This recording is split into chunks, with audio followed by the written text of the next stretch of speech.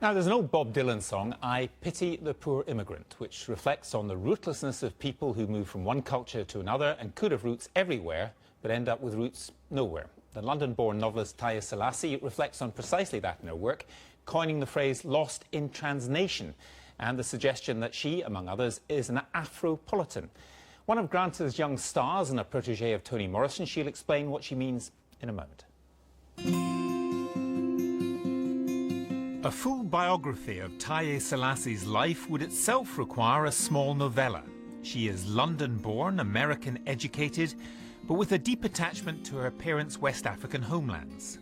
That silent, invisible cameraman who stole away beside him all those decades ago in the darkness before daybreak with the ocean beside, and who has followed him every day, everywhere since, quietly filming his life, or the life of the man who he wishes to be and who he left to become.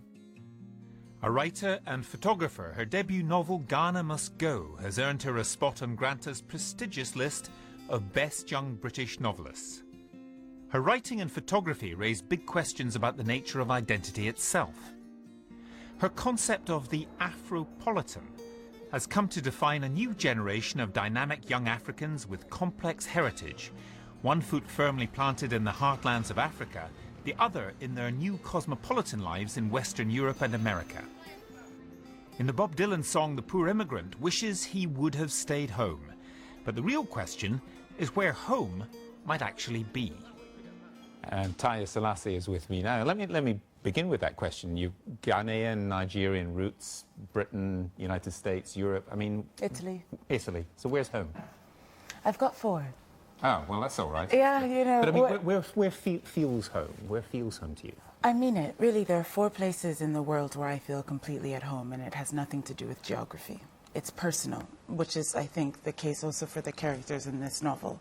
When you're moving around as much as sort of I do and as much as my family has, home becomes something much more emotional than geographical, and I think that's okay. So for me, there's a room in India, there's a room in New Jersey, there's a flat in Rome, and there's a place in Accra where I feel completely at home. Some people would see all of that as wonderfully enriching because you can dip into all these cultures. Also, it might be destabilizing, and that's part of what you write about. Absolutely. Because if you can enjoy the richness of it, but also you're slightly uncertain about yourself, perhaps.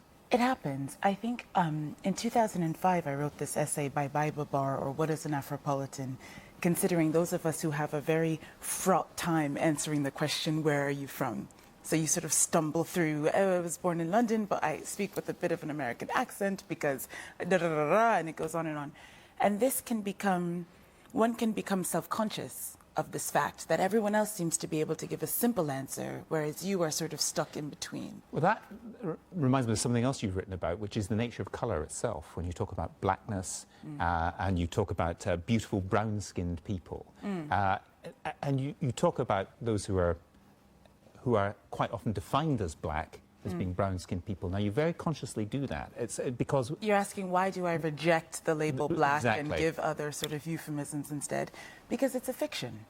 This idea of race, this idea of blackness and whiteness is an invention, one that has been very doggedly sustained over time and reinforced in institution, which is the best way to keep anything going, especially if you can get sort of songs and slogans involved. But really, it's a myth. And I'll give you an example. I live in Rome at the moment, and I have a dear friend who is white American, what we would call white American, blonde-haired, blue-eyed, marrying a lovely girl from Sardinia. So in the States, we would call this girl Italian, and we would call Jeffrey, her soon-to-be husband, white. But my Sardinian friend's father said to her, if you marry a white man, I'll disown you. And I remember asking her, well, what does he think you are?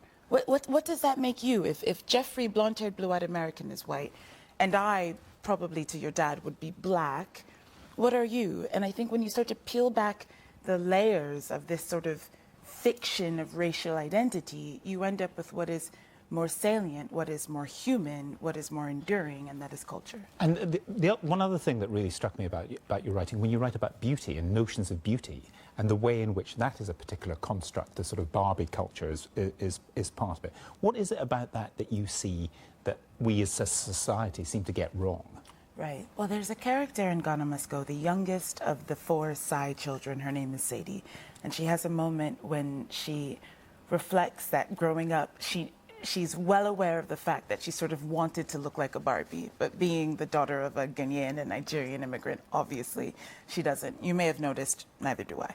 But so she's got to this point where she says she looks like a doll when she wouldn't have wanted. And this is sort of an allusion to a study done, I think, in the 1980s, when young African-American girls were shown a black doll and a white doll, and all of them preferred the white doll.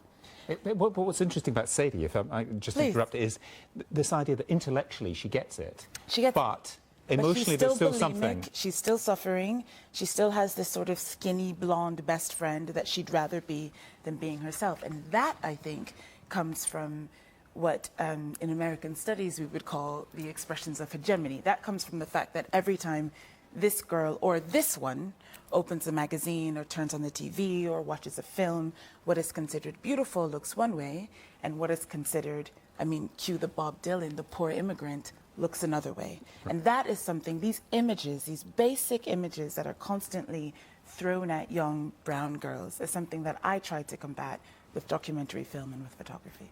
Taiye, we'll leave it there. Taiye Selasi, thank you very much. Pleasure.